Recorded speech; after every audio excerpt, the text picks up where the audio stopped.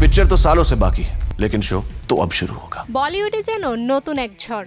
শাহরুখ খানের ছেলে আরিয়ান খান মুম্বাইয়ে তার বহুল প্রতীক্ষিত নেটফ্লিক্স সিরিজের প্রিভিউ লঞ্চে হাজির হয়ে আলোচনার কেন্দ্রবিন্দুতে উঠে এসেছেন। আন্তর্জাতিক সংবাদ মাধ্যম দ্য টেলিগ্রাফ ইন্ডিয়া এ তথ্য জানিয়েছে।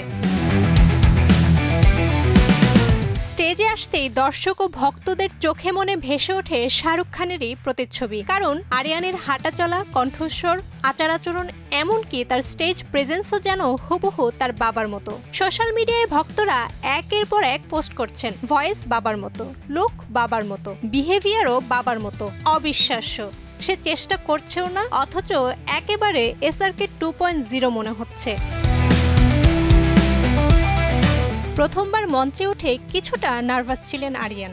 তিনি জানান 2 রাত আর টানা 3 দিন ধরে তিনি তার ভাষণ প্র্যাকটিস করেছেন। 2 दिन और 3 रातों से मैं ये स्पीच बार-बार लगातार प्रैक्टिस की था। এমনকি ব্যাকআপ লাইনও লিখে রেখেছিলেন ভুলে গেলে যেন সামলাতে পারেন। আর শেষে আবেগভরা কণ্ঠে বলেন, যদি কিছু ভুল হয়েও যায় আমার বাবা তো আছেই, পাপা তো আছে না। और अगर तब भी मुझसे मिस्टेक हो जाए तो पापा है ना। बैकअप। এমন কথা শুনে উপস্থিত সবাই করতালিতে ভাসান শাহরুখ পুত্রকে। প্রযোজনায় আছেন শাহরুখ খানের স্ত্রী গৌরী খান, আর নির্মাণ করছে রেড চিলিজ এন্টারটেইনমেন্ট। আরিয়ানের লেখা ও পরিচালনায় তৈরি এই সিরিজে অভিনয় করছেন লক্ষ্য, রাঘব জুয়াল, সায়ের বাম্বা, ববি দেওল, মোনা সিং সহ আরও অনেকে। বলিউডের অন্ধকার দিক তুলে ধরতে যাওয়া এই সিরিজ মুক্তি পাবে 18 সেপ্টেম্বর নেটফ্লিক্সে।